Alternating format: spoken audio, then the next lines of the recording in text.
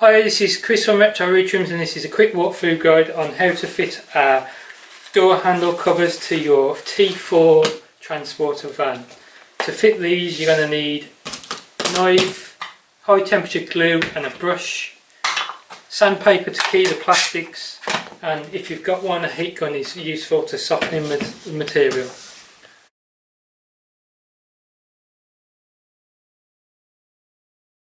Right, so we've got our handles out of the van. They separate from the backing from the front on these prongs here, so you can trim them. We want to fit our covers, and the covers fit on this spine here. So you can see I've marked on this door handle. This is where we want our stitching to be. So this would be the right hand side of the van, and this cover would fit there, just to clear that up for everyone. So what we need to do is key these with sandpaper.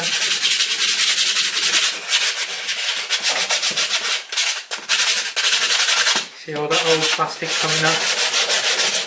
Better to do this now rather than when you've glued them up. So we're going to key there. Where our glue is going to go, we're not actually going to glue around here, so don't worry about that. And the best as you can, you want to key the back as well. So get right in there and key the plastic up. And this will give you a good surface for your material to bond to. It will give it extra layer kind of thing, more to grip.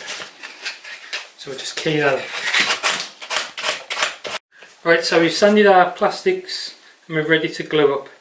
We don't use spray glue for two reasons. One is spray glue is massively thinned down to be able to spray at such low pressure, and the problem with that is when you first use them they look great, but come the summertime when you get a bit of heat in your car, the thinners will evaporate and soften, and the glue will just basically turn to mush and everything will start lifting. This is why your headliners fall down, etc, etc.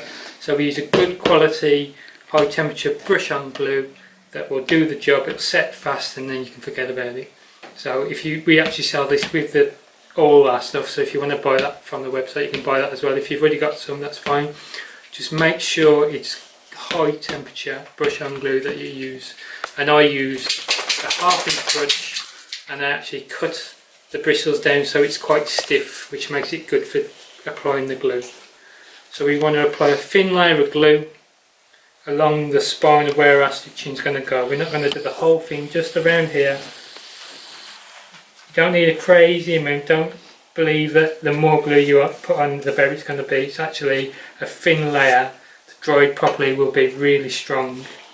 If you do a thick layer, only the top layer is going to go off and it'll peel away again because the under layer will be still quite soft.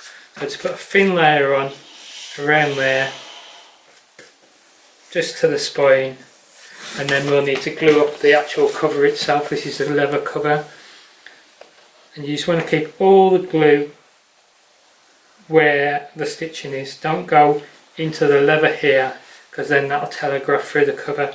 Just keep all the glue inside of those two stitch lines.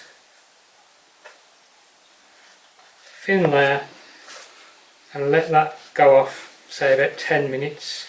Okay, the glue's ready to go, so we can fit the cover. Just like to point out, if you look at the cover and the way I've marked this trim, tapers in on these edges. You don't want to bring the stitching right up to this corner because then you'll have a bulky stitch seam and it'd be a pain in the butt to get a nice edge. So if we taper the stitching into this flat area there and this one area there, we're going to have a nice finish to the covers and it'll look sweet when they're fitted in the bus. So we're going to start with this corner here as a reference point. And drop it. You want to get the middle stitch line right on the spine of the plastic.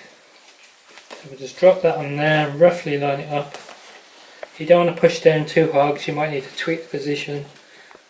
So we've got that there. Just keep checking, just hold your thumb on the cover and just keep lifting it up.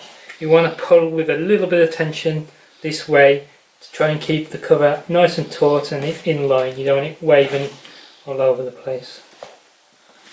Just do an inch or so at a time, and as you see, as you get down to this end, that'll taper off there and you get a nice finish on the cover. So we've got that pushed down, happy with that. Push that right home now to make sure that glue is doing what it's meant to do. And then you can rough out the rest. I thoroughly recommend not gluing this bit, because if you glue all this and it all wrinkles up, it'll look pants. But if we glue around the back now and then pull that nice and tight and glue it to the back, you'll have a nice finished cover and it'll look nice and professional. Right, so we've got a vintage leather one here. So we'll just glue this one up as well to show that. So I'm just lifting that onto that corner there, bringing it to the edge. I'm so happy with that. We can push the glue right down, if you can see that. And we stretch out this nice vintage leather, we get a nice distressed look, which is pretty cool.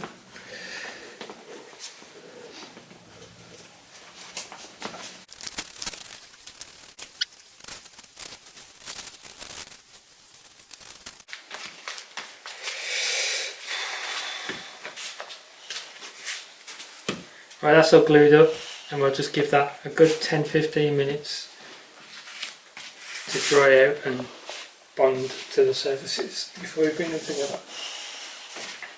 Right, so we've left the glue to go off for about 10 minutes around the back.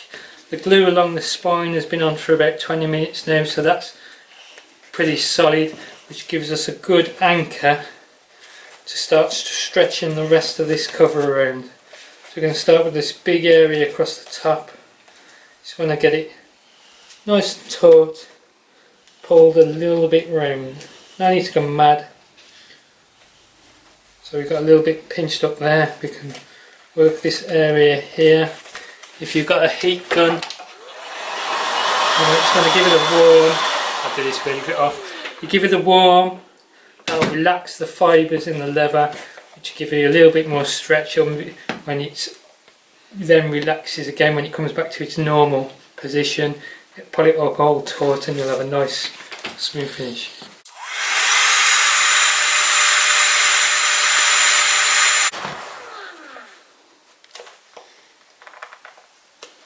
So we've got that edge there, and then we can pull this one around. You really want to work it out. Think of it the same as you would be rolling out pastry. You just want to work on the centre out to get everything nice and smooth. So we'll get this around here. That is literally just catching the glue on that edge, and that's holding that enough for me to be able to position everything where it needs to be. So just take your time, keep tweaking it. Don't go slapping it on and cutting it straight away because you'll regret it.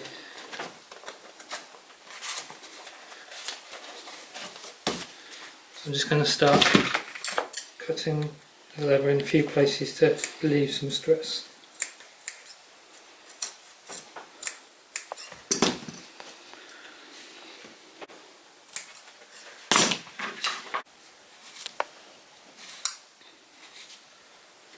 So if you cut the leather like this, that'll give it more scope to pull around without any creases. Just keep working it around until you get the whole thing done. You can get a small tool to work into the areas.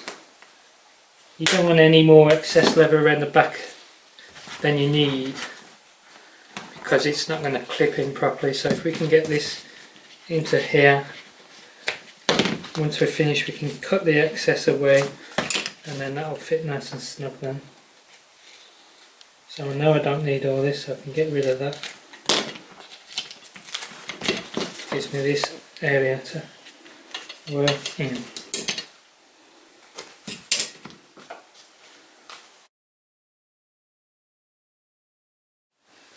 Okay then, so that's pretty much it. We've got everything wrapped around the back, got all our excess, especially in the corners, cut away with a knife.